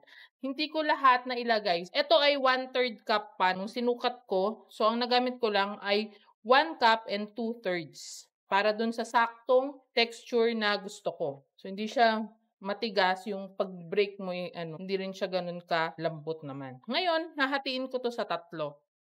Ayan. So, para mahati mo to sa 3, kung gusto mong even, no, pwedeng timbangin mo or pwedeng magtansya ka na lang. So, ito na yung 3 galapong na hinati natin. So, tig 200 grams lang yung nilagay ko dito sa 2 since meron pa tayong powder, no, na gagamitin mamaya. Tapos, ito ay 315 grams. So, una kong gagawin ay ube. So, sa ube, pwedeng maglagay ako ng 50 grams ng ube halaya. Tapos, half tablespoon ng ube flavoring. Saluin ko lang siya. Dito talaga, kailangan mo ng glove kasi naghahawa sa kamay. Ngayon, kaya tayo meron yung glutinous flour na powder para maglagay-lagay tayo, para mag-even ulit. Kasi syempre, naglagay tayo ng dry at saka yung ube halaya. So, medyo lalapot or magkakalas. So, haluin lang natin hanggang makuha natin yung tamang consistency. Na yung ating ube galapong. Kapag wala ka namang makita or gusto mo naman medyo nagtitipid ka, ayaw mo ng ube halaya, so pwede naman na kahit yung ube flavoring na lang. Or pwede naman na ube halaya na lang ilagay mo. So kahit alin doon, pwede naman yun. Next na flavor naman na gagawin ko ay yung langka. Kasi favorite talaga namin yung langka. So meron ako ditong 50 grams nung langka mismo. Na-bottle na to Tapos yung syrup niya is mga 2 tablespoons. So, lalagay ko na din. Kasi minsan, depende sa season ng langka, mas mura pa na bumili ka ng nakabote kesa fresh na langka. At least to, may timpla na. Ganito, sticky masyado, di ba? Pag kulang sa powder, malalaman mo kasi sticky siya masyado. Pag sobra naman sa powder, ang feeling naman yan ay madaling mag-break yung dough mo, yung galapong mo. Ayan, ito na yung ating langka galapong. Since meron tayong natira na glutinous powder, ngayon ilalagay natin siya dito sa plain. So, meron akong natira na 1/3 cup ng water. So, ilalagay ko ngayon yan dito. Dahan-dahan ulit. So, ito na yung ating galapong na plain. Ngayon, magbibilog na tayo. Gamit ako nitong scoop para pantay-pantay yung ating mga palitaw. Ayan, bibilog lang natin siya. So, depende naman sa'yo kung gaano mo gusto kalaki yung iyong palitaw, yung palaparin mo, or medyo pa oblong. So, ito na yung ating plain. Ngayon naman gagawin ko yung ube. Ayan. Same din naman, magtakal tayo ng 1 scoop, pero optional kung gusto mong maglagay ng laman sa loob. 1/2 teaspoon. Yan. So, ibilog muna natin yan dyan. Natin pa-flat ng konti. Okay. Next naman natin yung ating langka. So, since nahalo na natin yung langka dyan, pwede na nating ibilog. 1 scoop lang ulit. So, may mga langka-langka bits naman yan. Kasi kapag nilagyan natin ng langka pa to sa loob, yung nakabote, hindi siya aayos dahil masyadong, may syrup yun So, masyadong magtutubig siya. Unless, ang ilalagay mong langka dito, yung fresh, yung hinihimay, di ba? Yung nahimay na tapos nahugasan, ganun. Chop mo lang, silagay mo dito. Next naman natin na gagawin ay magpapakulo tayo ng tubig na paglulutangan ng ating palitaw. So, maglalagay ako dito ng pandan leaves. Ayan, kasi isang pampabango at pampasarap sa palitaw yung pandan leaves. Kung wala naman, okay lang. Pero kung meron, may mga sa kapitbahay, pwede kang humingi.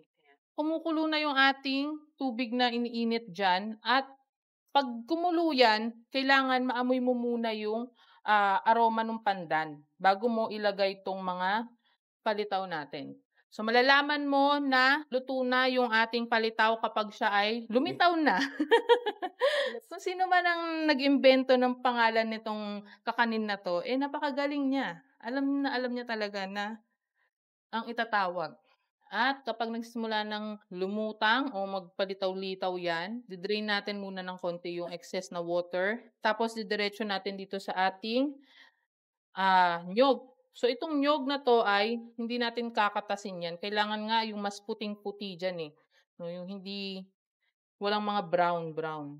So instruction na nyo si kuya na nagkakayod ng niyog na pangpalitaw yung gagamitin nyo. Okay, yan. So same procedure na gagawin natin sa ating langka. Tapos sa ube, ganun din. Pero uunahin ko munang ilagay lahat yung langka para hindi maghawa yung kulay. So habang nakasalang yung ating ube palitaw dyan, ngayon yung sesame seed natin para sa sugar, no? Yung isang pack niyan, nabili ko lang yan 10 piso yung isang pack. Tapos iro-roast lang natin siya. Pag nag-golden brown na, saka natin papatayin yung apoy. Yan. So ito na yung ating sesame seeds. Roasted na yan. Ngayon naman, lumutang na o lumitaw na ang ating ube. Lagyan natin siya dito sa ating nyog. Masarap madaming nyog talaga, promise. Ngayon yung sesame seed natin, lalagayan ko ng 1 cup ng sugar. Kailangan medyo durugin natin ng konti yung sesame seed para kumatas lalo yung kanyang lasa dyan sa asukal. Yan, tapos set aside na natin. At ito na yung ating palitaw na may 3 flavor. Siyempre yung ating plain or yung ating regular, yung ating ube at yung langka. Ngayon naman, ilalagay natin siya dito sa ating packaging. Nilagyan ko ng dahon ng saging para talagang native na native yung dating ng ating palitaw. Since nakagawa ako ng 40 pieces, so gagawin natin siyang tig 8 peraso per pack. Tapos, yung sugar natin na may sesame seed, nilagay ko na lang dito. Pwede mo naman ilagay sa plastic para mas mura yung cost mo, di ba? Para sa puhunan or costing ng ating palitaw, ang nagamit ko po dito kasama na itong aking packaging, itong clamshell ko, ay 163 pesos lahat. Kung 40 pieces yung nagawa natin, yan, tigi 8 ang isang pack, pwede nating maibenta ito ng 50 pesos up to 75 pesos. Depende na lang sa'yo yan kung ano yung flavor na gusto mong ibenta. Kaya kung naging helpful sa'yo itong video na to at gusto mo naman ng isa pang masarap na pang negosyo, itry mo naman yung ating Buchi recipe dito. I-check mo yung link sa description ng video na to. Like and share this video and of course, follow me on other social media platforms para updated ka pa sa mga negosyo recipes natin. Today, gagawa tayo ng calamares na pang negosyo na may kasamang 2 sausawan. Kaya naman, simulan na natin. Uunahin natin sa ating mga pusit. So, meron ako ditong 3 pirasong pusit. Ang tawag nila dito ay pusit Bisaya. Kung tatanungin nyo kung bakit, hindi ko rin po alam. Basta yun lang nakalagay sa kanilang placard. Ang isang piraso nito ay nagtitimbang ng mga 100 grams ang isang piraso, more or less. Ngayon sa paglilinis ng ating pusit, ay tatanggalin natin ng unti-unti yung kanyang laman dito. So dapat dahan-dahan para hindi matouch yung ink niya. Tapos, meron yan ditong bibig. Di ba may mata? Dito yung bibig niya. Palalabasin lang natin yan. Tapos, tatanggalin natin yung sa mata part niya. Ito, pwede nating isama sa ating pagprito mamaya. And, linisan natin, tanggalin natin yung parang buto niya dito.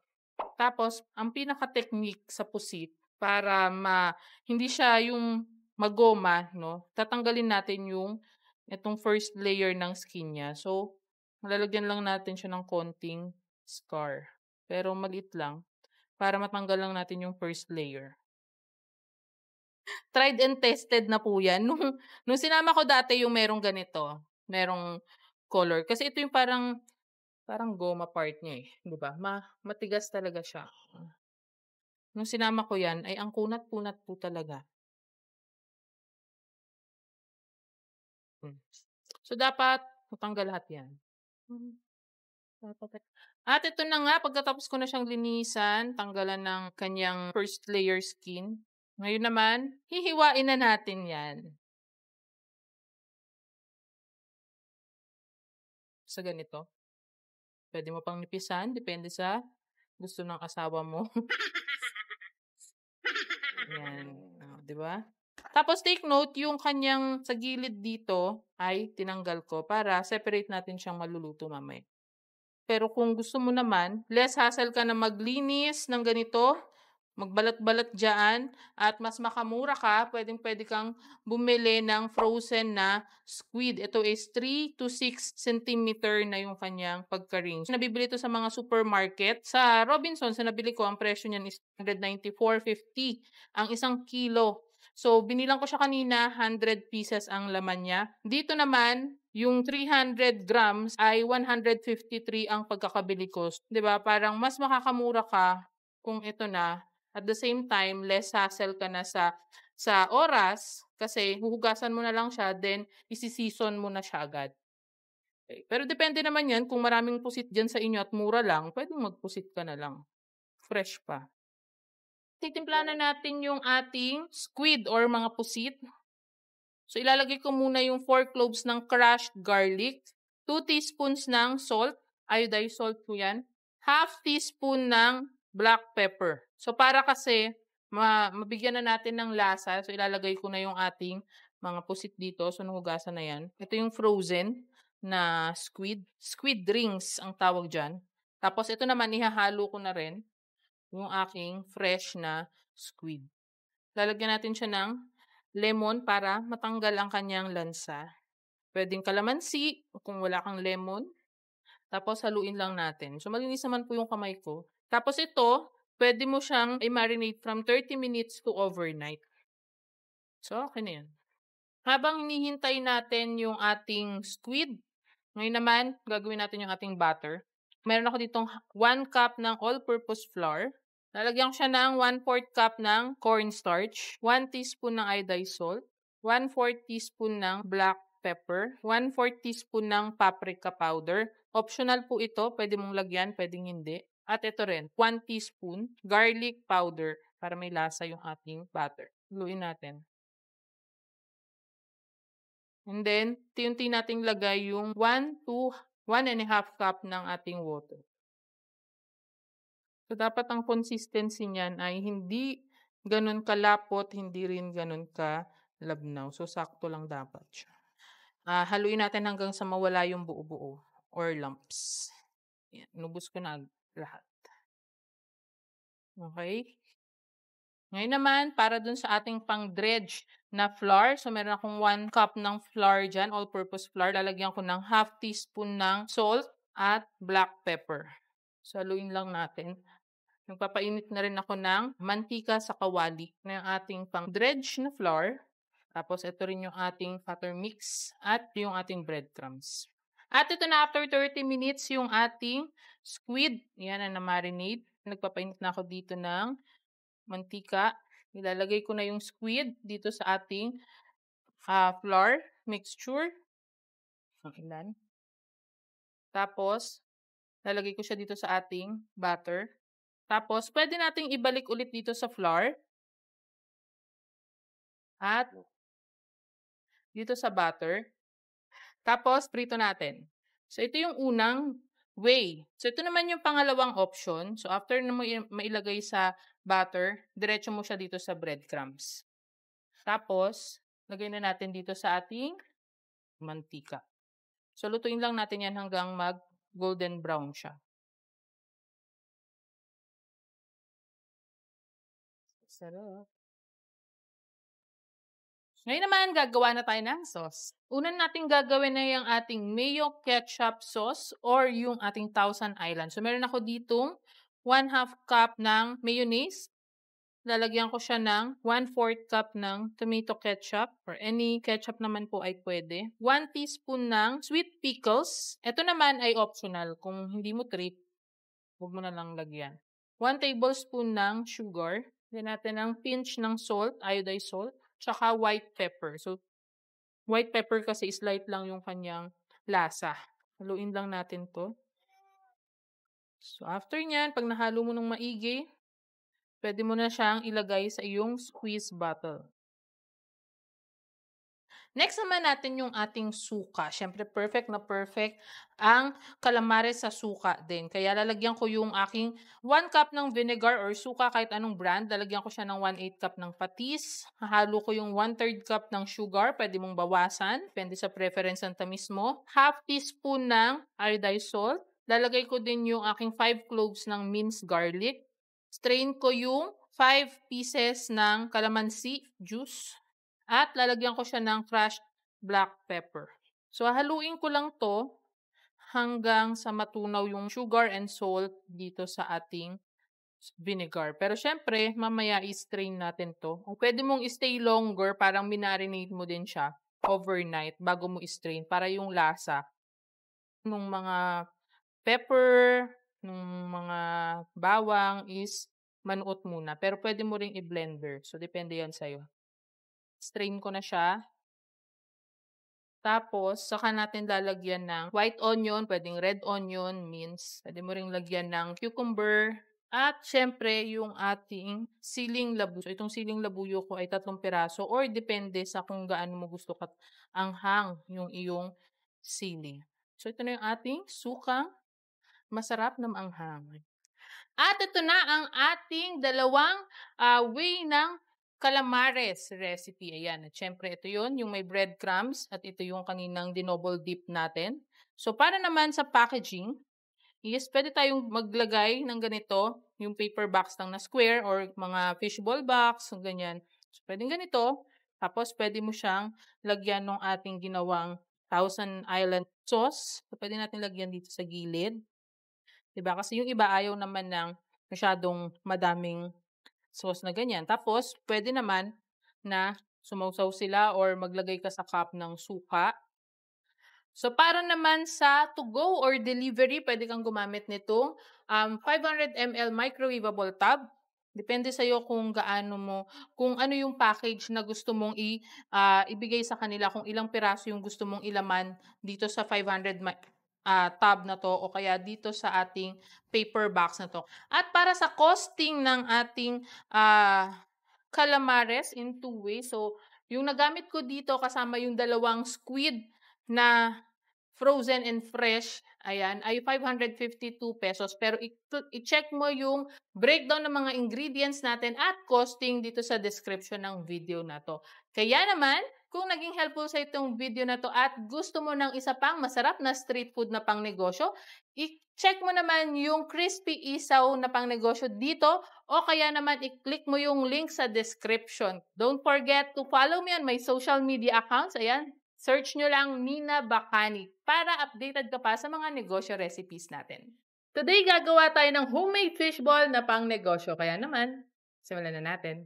Una natin gagawin ay mag-blender tayo ng ating fish na gagamitin. So, ang gagamitin kong isda ay pangasius fish o mas kilala natin sa tawag na cream dory or yung dory fillet. So, ito yung nabibili lang sa mga supermarket, nakabalot ng puti ang branded, ayan. Mas mura siya and at the same time, naka-fillet na siya. So, depende na lang yan kung maraming isda sa inyo like mga galunggong, tilapia, ganun, any kind naman ng fish, pwede naman.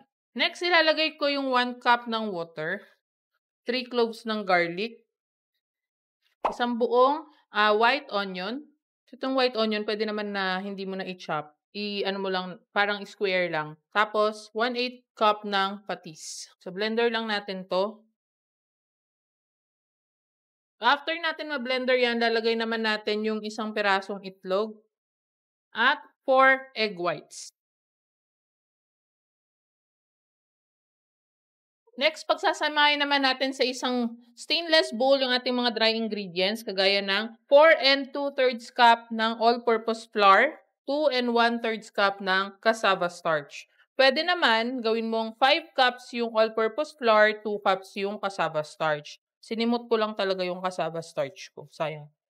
And then, lagay natin yung 2 tablespoons ng ating baking powder, 2 teaspoons ng garlic powder, 2 tablespoons ng sugar, 2 tablespoons din ng ating salt, iodized salt po yan, 2 teaspoons ng white pepper. So, bakit white pepper? Kasi white yung ating fishball, di ba? Pwede kang gumamit ng black pepper. Pag black pepper kasi, merong spots ng black yan kapag nagluto tayo. Create tayo ng space, di ba? Para hindi sila manawa. Joke lang. Tapos, lagay naman natin yung blender natin ng mga wet ingredients. Haluin natin to. So, dahan-dahan hanggang sa mag-mix na lahat ng ating mga ingredients dyan. At wala nang mga lumps o buo-buo. Ayan. So, ganito siya ka-sticky. So, nahalo na natin maigi. Ngayon naman, transfer ko siya dito sa aking glass bowl. Okay. So, balutin ko muna ng stretch wrap. At i-rest natin sa ating chiller or ref ng 1 hour. So, after 1 hour, ito na yung ating chinil or nilagay sa ref na fishball dough. So, ngayon, meron akong konting mantika dito at kutsarita. Lalagay lang ako dito sa aking gloves. Tapos, kuha tayo ng konti. Ayan. Pipisatin lang natin ng konti. Depende sa gusto mong size, no, or laki ng iyong pagkabilog. Tapos, lalagay ko dito sa aking nakasimmer na water. So, wag po yung kumukulo. Yung simmering lang. Ayan yung may mga bula-bula dyan. So, gawin lang natin to sa iba. So, ngayon, malalaman natin na naka-pre-cook na yung ating mga fish balls kapag lumutang na sila. Ayan, no. So, kapag lumutang na, kunin natin. Tanggalan mo natin ng tubig dyan. And then, ilagay natin dito sa ating ice bath para ma-stop na yung kanyang carry-over cooking or yung pagkaluto niya, no. At ito na yung ating naka-pre-cook na mga fish balls. Ayan. So, syempre ngayon, magsasample tayo ng ipiprito natin. Naglagay ako ng mantika. Aray ko, tatalsik yarn. Ano ba yan? Ayan. So, lutuin lang natin to hanggang medyo golden brown ng ating mga fish balls. Ito na ang ating mga fish balls. Nakita mo naman, bilog na bilog yung mga fish balls natin. Oh. So, syempre, papadrain muna natin yan. Tapos, lagay natin dito sa ating plato or tray. Kita mo, kanina ko pa ito niluto. Hanggang ngayon, hindi pa siya ganun ka-impis. Ibig sabihin talagang siksik ang ating mga fish balls. At ito na ang naluto nating fishball at syempre para sa packaging natin, ayan, pwede natin ibenta yan ng frozen. Ito 500 grams to. Pwede naman na lulutuin na natin tapos ilalagay natin dito sa ating tray. O, diba? Lalagyan natin ito ng ating sauce. Yun o.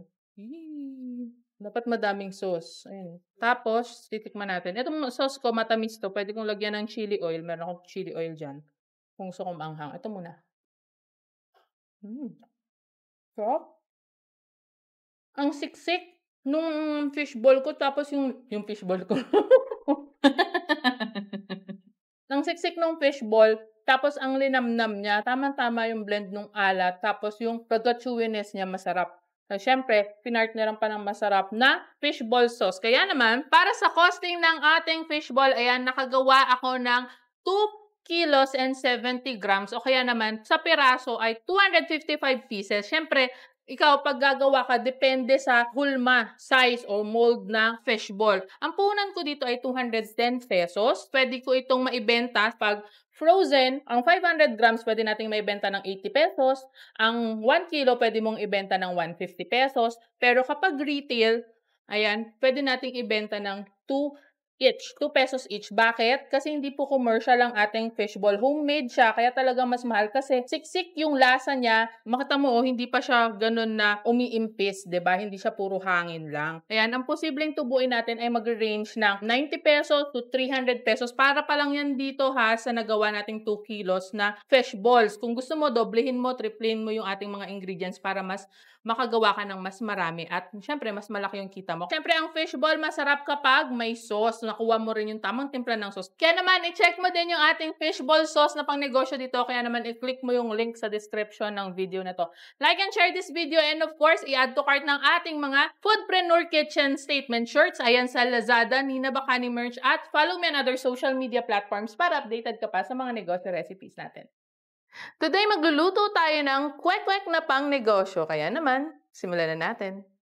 Una natin gagawin ay syempre maglalaga tayo ng ating egg. So ang gagamitin ko ay Penoy na itik. Ayan. So dito sa aking simmering na stock pot, ayan, ilalagay ko na yung ating mga Penoy. So dapat simmering lang, wag po yung kumukulo. Kasi ang tendency kapag kumukulo na, saka mo ilalagay, di ba masyadong mainit, so magkakaroon ng breakout yung ating mga itlog. Lagay lang natin lahat yan dyan.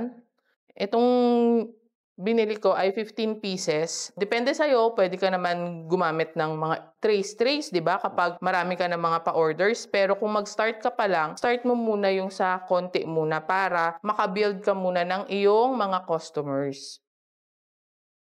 Ayan. At kapag nailagay mo na siya lahat, low to medium heat lang, isimmer natin yan ng 10 minutes. Ngayon naman, habang nagpapakulo tayo, ang gagawin naman natin yung ating batter. Kaya meron ako dito sa bowl ng 2 cups ng all-purpose flour. So, lalagyan ko siya ng 1 cup ng cornstarch. Lagay ko na rin yung 2 teaspoons ng iodized salt, 2 teaspoons din ng black na pepper powder, 2 teaspoons ng baking soda, 1 tablespoon ng annatto powder. Ito po ay yung pampakulay, di ba? Pwede ka rin naman gumamit ng food coloring kung wala kang annatto powder. Kasi syempre mas mura din yung food coloring na lang, egg yellow po ang bibilhin mo. Kung nakukulangan ka sa color mamaya, pwede kang gumamit ng annatto powder pa rin or pwedeng food coloring na lang. Ayan, pag nahalo na natin maigi, lalagay ko naman ang 2 1/8 cup ng water. Kailangan ang batter natin hindi malabnaw, hindi rin naman masyadong malapot. Kaya unti-unti lang. Sige ko na yan lahat. So, haluin lang natin to hanggang mawala na yung kanyang mga buo-buo or lumps. So, habang hinahalo natin to, nakikita mo, dito pa lang, yung kulay ng ating batter. Kung gusto mong medyo dark, pwede kang magdagdag ng ating yellow food color. Pero unti-unti lang. Ang prepare ko dito is 1/8 teaspoon lang. Yung naman masyadong color orange talaga, no? Sakto lang yon 1/8 teaspoon. So, again, haluin natin to hanggang mawala yung mga buo-buo dyan. Ayan, at kapag wala ng lumps o buo-buo, lalagay naman natin 1/8 cup ng vinegar. Ito naman ay makakatulong para mas lalong mag-rise yung ating kwek-kwek mamaya. Tsaka crispier na to kasi may cornstarch, baking soda, tsaka yung vinegar. Ayan, nakita mo yung bubbles niyan. So, leave lang muna natin yan habang hinintay natin yung ating Penoy. Ayan, so after 10 minutes, nag-prepare ako dito ng ice bath. So, syempre, pag mabilisan, kailangan matanggal natin yung carry-over cooking ng ating Penoy para hindi siya ma-overcook. Pero, syempre, kung ikaw naman, magastos pa mag-yelo, diba? So, itanggalin mo lang siya, tapos hayaan mo lang siyang lumamig. Ayan. So, pag malamig na, syempre, babalatan natin to isa-isa.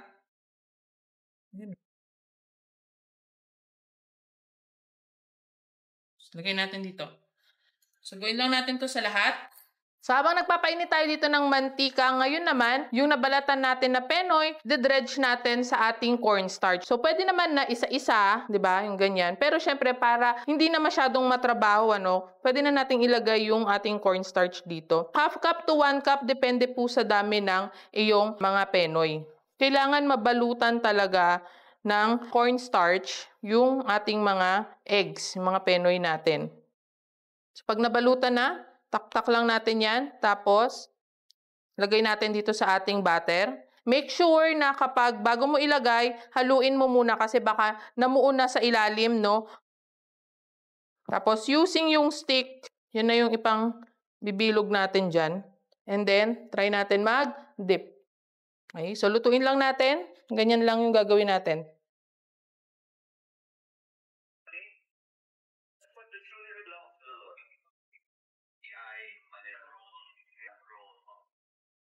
Ayan, sa kapag ganito na yung color niya, ayan, nakita mo naman, no? Diba, ang ganda-ganda ng pagka-orange ng ating kwek-kwek. So, ang gagawin natin dito ay, syempre, patutuluin natin ang mantika nito, no? So, lagay muna natin sa cooling rack. Or kayo, kung meron kayo, diba, yung patuluan ng mantika, pag nagbebenta. Yung butter, pwede mo nang gawin. Kagaya niyan, may natira pa tayong butter dito. Makakagawa pa to ng another 1 tray or 30 pieces. O diba, ang napakadami pa nating magagawa nito. Ito, pwede mong gawin ahead, tapos lagay mo lang sa ref, and then bago mo i-dip, kailangan haluin mo muna siya. Yan. Tapos ito naman, syempre pag magtitinda tayo, pag ito lumamig, double fry mo lang ng mabilis na mabilis para ma-achieve ulit natin yung pagka-crispy ng ating kwek-kwek. Ang sarap. Ito na siya. Oh, di ba? At ito na nga ang ating kwek-kwek at syempre hinati ko na ito no, para makita mo kung gaano kaganda yung ating penoy dyan. Ayan. At, di ba, pag tayo bumibili sa mga street food, so meron silang bowl, parang ganito. Nasalagyan natin ng sauce. Pero dito, syempre, meron akong 3 sauces. Ididip ko na lang yan. Unahin ko itong aking sweet and chili sauce. Wow, ang sarap. Tapos, pwede pa yan kamong lagyan ng ating manong sauce. Saktong-sakto yung blend ng mga ingredients natin dito, yung lasa niya, yung crispiness niya, di ba? Kaya naman para sa puhunan ng ating mga kwek-kwek, ito 15 pieces lang po yung ginawa ko, ano? Ang puhunan ko dito ay 205 pesos. Yung butter natin, pwedeng makagawa ng 45 to 60 pieces yan. Depende po yan sa inyo. Siyempre, ang bentahan natin dito, 20 to 25 pesos. Kaya naman, para sa 15 pieces, ang tubo or kita natin dyan ay 170 pesos. Kung gusto mong 2 tray ang gawin mo, why not? Diba? Mas malaking tubo, mas madami kang mabebenta. Kaya naman, syempre, masarap na ka-partner sa kwek-kwek ang ating kwek-kwek sauce. Kaya panoorin mo naman ang video ng ating kwek-kwek sauce recipe dito, o kaya naman i-click mo yung link sa description ng video na to. Like and share this video, and of course, follow me on other social media platforms para updated ka pa sa mga negosyo recipes natin. Hi, negosyanteng misis! Ngayon, gagawa tayo ng 3 fillings ng butchi na pang negosyo. Pwedeng luto at pwede ring frozen. Ayan, my name is Nina Bacani, ang iyong negosyo mami. Kaya naman, simulan na natin. So, unahin natin yung ating 1 cup ng water. So, warm water lang po yan, or yung room temperature ng water. I-dissolve natin yung ating 1 cup ng white sugar. Ayan, haluin lang natin hanggang sa ma-dissolve yung white sugar sa water. Ilagay na natin yung ating 3½ or 3½ cup ng ating glutinous flour. Ayan. Tapos haluin lang natin siya hanggang sa ma-absorb nung glutinous flour yung ating water. Gagawa na tayo ngayon ng butchi fillings. Kaya kung bago ka sa channel ko, i-click mo na yung subscribe button sa baba at i-hit mo na rin yung notification bell para updated ka pa sa mga negosyo recipes natin. So yung una natin ay yung ating kamote. So meron ako ditong more or less kalahating kilo kasi binalatan ko na siya tapos pinakuluan ko na. So imamash natin siya ngayon or dudurugin. Ayan. So durugin natin lahat yan. Pag na-mash na natin yung ating kamote, lalagyan natin ng 1/4 cup ng ating condensed milk or kondensada. Tapos, 2 tablespoon ng star margarine.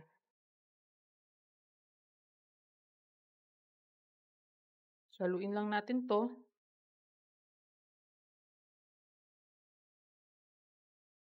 So, ito na yung ating glutinous mixture. Ayan. So, magtatakal tayo. Gamit ko yung 1 scoop or 1/8 cup. Magtatakal tayo ng glutinous mixture. Ayan. Lagyan natin. Medyo palaparin ng konti. Lagay natin yung ating 1 tablespoon ng kamote mixture. Or parang nilupak style to eh, no? Bilugin lang natin.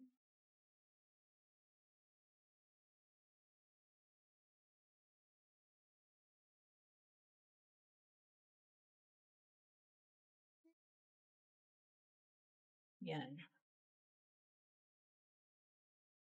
Tapos, basain natin ng konti. Parang brush lang natin ng konting water para kumapit yung sesame seeds. I-roll natin siya sa sesame seeds.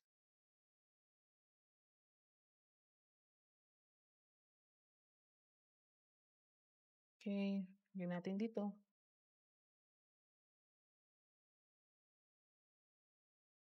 Ngayon naman yung ating cheese filling. So, same procedure lang.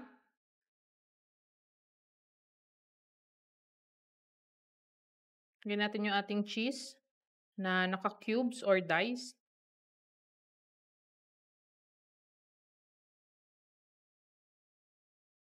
Yan. Tapos bilugin natin siya. Brush ng water.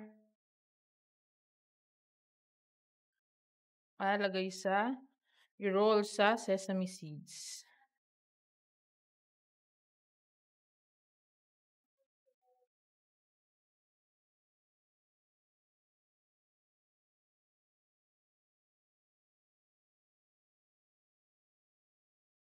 At yung ating pangatlong filling ay yung ube. Ayan. So, maganda to kung homemade. Check mo yung ube recipe natin dyan. Ilugin muna na din natin yung ube.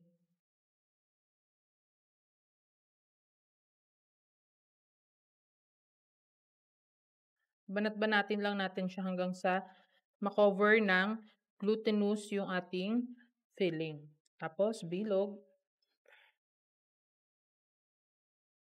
Yan. Water. At sesame seeds. Yan. Gawin lang natin to dun sa iba hanggang sa matapos. Nakagawa ako ng 30 buchi. 8 doon ay niluluto ko na. At ito yung isang option, 'di ba? Syempre hindi naman lahat mabebenta natin ng malapit lang. Mas maganda yung iba, pwedeng sila yung magluto. Kaya ang gagawin natin is frozen. Meron tayong naluto, yun, yung nandoon. Tapos meron tayong ilalagay sa vacuum seal or kahit anong plastic na food grade, no? Depende sa size na mapipili mo. So, dito po ay kasya 9 pieces. Lagay mo lang ito sa freezer. Pwede mo na siyang ibenta. So, ito pwede nang ibentang ng frozen. Tapos, mamaya tingnan natin yung ating naluto naman. So, ito, ipa-fry lang natin to hanggang sa mag-golden brown. Ayan, medyo golden brown na siya. Make sure na yung apoy natin is hindi masyadong malakas para maluto yung glutinous flour niya, no? Tapos, pat dry lang natin siya or patuluin. Yan. Okay na. Tuin natin yung iba. At ito na nga yung ating nalutong buchi. Ngayon, pwedeng option, pwede mong ilagay dito sa clamshell as packaging natin, no? Yan. Or styro. Depende sa'yo. Pero syempre, mas maganda kung presentable yung paglalagyan natin. Yan.